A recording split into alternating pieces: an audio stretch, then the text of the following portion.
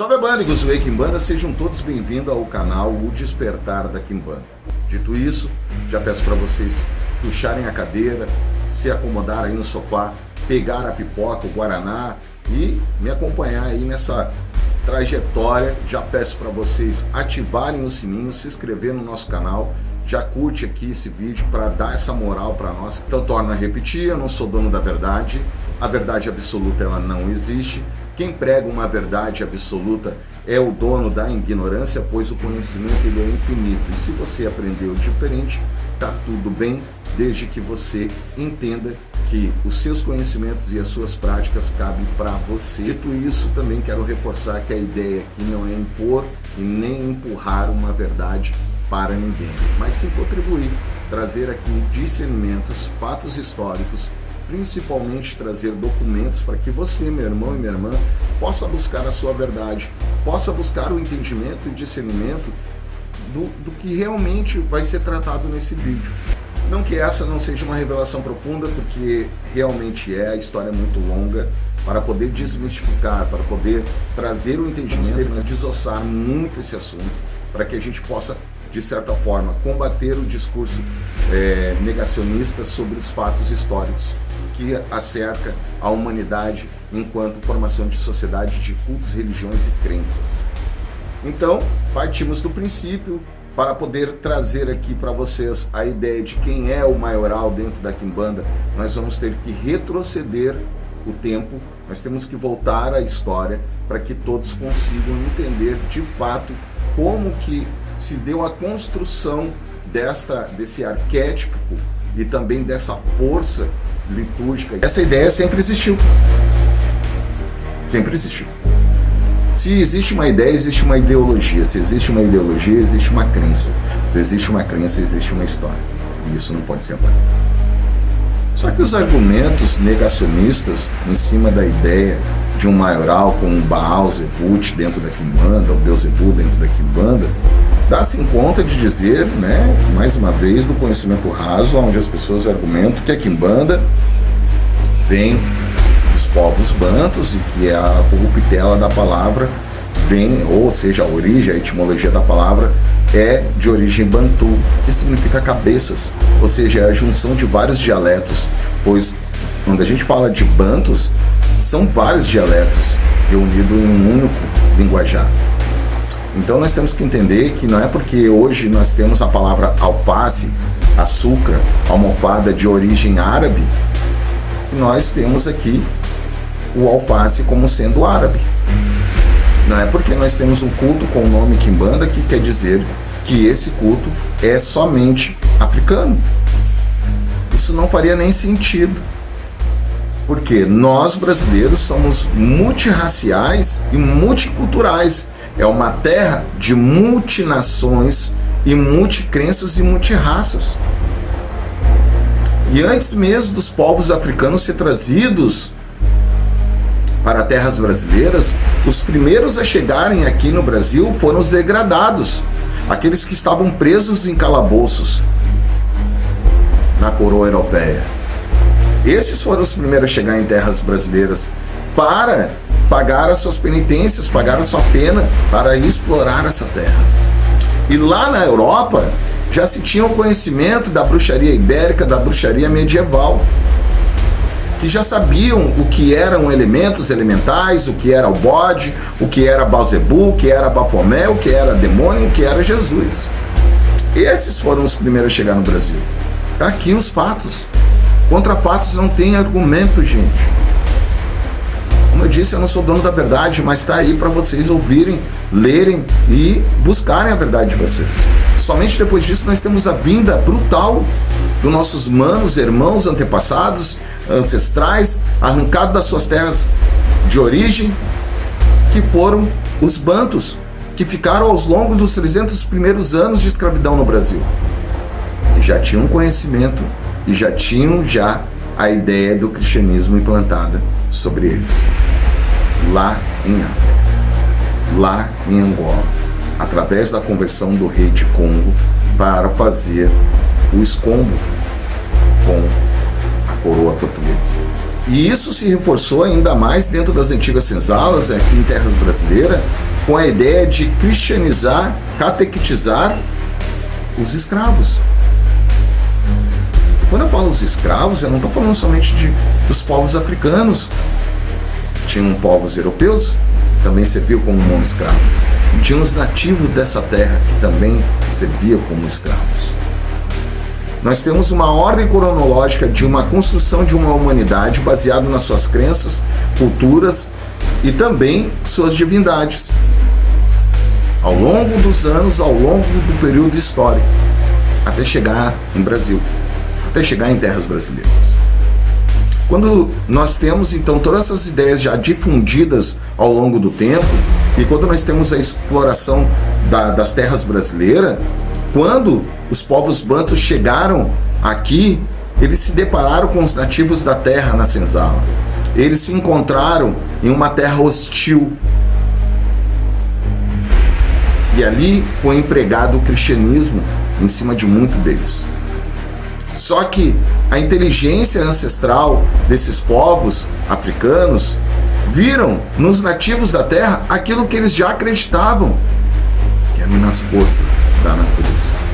A mitologia dos povos bantus falam sobre forças ancestrais, de guerreiros ancestrais, de pássaros, de aves, de animais selvagens e de forças da natureza como seus deuses, conhecido como Inquices, ou até mesmo com a força da natureza, conhecido como elementais. E quando os bantus olham para o nativo dessa terra, os indígenas, vê também no nativo dessa terra a mesma crença, com nomes diferentes. Pois os nativos dessa terra também acreditavam em espíritos guerreiros, em espíritos da floresta, em espíritos ancestrais, em espíritos como ave ou como animal. E ao olhar para mais profundamente, com um olhar mais atento, os ancestrais e antepassados vindo da Angola, olham para os europeus e vê que eles tinham conhecimento da bruxaria europeia, com a ideia de ter ali adoração e também tratos e pactos com forças da natureza. E que dentro da bruxaria europeia, que foi trazida também para o Brasil, já se tinha o conceito dos elementais da natureza, como sifos, ondinas, salamandras e gnomos, elementares da terra.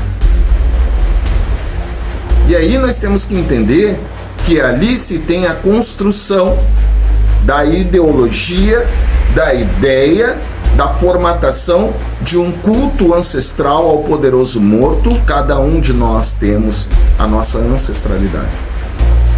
E esses espíritos que se apresentam como Exu e Pombagira dentro da Quimbanda se organizam metafisicamente dentro de reinos, dentro de pontos de força, aonde cada ponto de força representa um elemento da natureza. Um elemento da natureza que foi adorado e é até hoje adorado dentro de algumas culturas e dentro de algumas tribos bantus como força da natureza. A ideia da pagelância, do curandismo, a ideia da ancestralidade dentro dos povos nativos indígenas dessa terra. A ideia do demônio, da força oculta, da realização de pedidos e desejos de sacrifício trazido também pelo conceito europeu.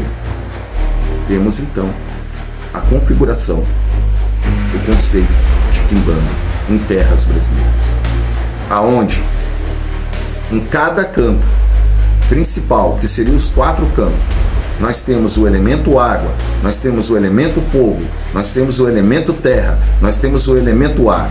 Nós vamos olhar para essa imagem arquétipica e nós vamos ver esse elemento também representando uma escultura utilizada no tempo antigo da representação de um corpo humanoide, de um corpo humano andrógeno que autofecunda, que traz os 4 elementos da natureza, sendo associado a uma força maior, pois dentro da Quimbanda nós não temos como força maior Oxalá, nós não temos a ideia de que Zambi é o criador de Exu e Pombagira, pelo menos não na Quimbanda que eu pratico, pelo menos não naquilo que eu tenho enquanto culto de Exu e Pombagira. Tranca-Rua das Almas, a qual eu trabalho há 18 anos, nunca falou que era enviado de Zambi, nunca falou que era enviado de Oxalá. Só que aí nós temos que entender que a ideia e a formatação de um culto ancestral vem nessa ideologia da construção de multirraças, de multicrenças, de multipovos, de multiconhecimentos do decorrer histórico difundido pelo mundo. E no Brasil nós temos então a quimbanda brasileira, um culto de magia, feitiçaria e bruxaria brasileiro, que ali é um culto ao poderoso morto de Exu e Pombagira. E cada um desses Exus e Pombagira andam sobre reinos ou pontos de forças que têm a força da natureza emanando energia para esses reinos.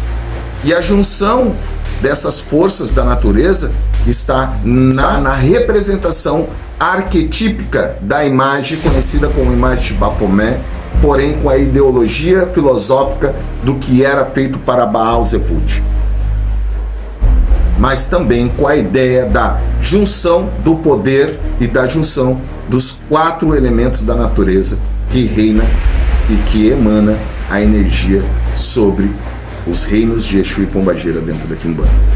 Depois de 300 anos de escravidão dos povos, somente dos povos bantus, que chegam outros povos, que nós vamos ter então a ideia, as palavras e também a formatação de um culto. Então, nós temos que entender que a ideia de ter um Deus pagão e não cristão, e não um Deus do panteão africano dentro da quimbanda, é a ideia da junção das multirraças, das multicrenças, das multiculturas que foram se difundindo ao longo do tempo do mundo e se encontraram de forma brutal dentro de uma escravidão e uma exploração das terras brasileiras. Então, meu povo, dizer que não existe Beelzebub, que não existe maioral dentro da quimbanda é não ter este conhecimento. Eu tive que fazer um vídeo extremamente longo, desossar tudo isso para que eu trouxesse os fatos e registros para que vocês possam buscar e entender e compreender como que isso se construiu ao longo do tempo. Então, se hoje, na atualidade, nós temos a ideia de um maioral, de uma imagem andrógena com a face de um bode, é porque tem um contexto histórico e um fundamento por trás disso. E o conceito histórico é o fundamento que se tem dentro da quimbanda. Não é uma ideia tirada do além, é uma ideia construtiva que se difundiu com a construção de toda a humanidade, até mesmo dentro da exploração de terras brasileiras. As pessoas que não têm um conhecimento profundo, que têm a ideia do negacionismo, que têm a ideia da segregação, que dizem que Exu e Pombagira é africano, não se alimentam do conhecimento e nem tampouco têm realmente a possibilidade de estar discernindo tudo isso, porque se aprisionaram a sua bolha, estão vedados, estão cobertos sobre os véus da ignorância. Muitos deles vão dizer, mas quem demonizou Exu foi Aloysio Fontinelli em 1947 com o livro Exu. Isso não é verdade. Isso não é verdade.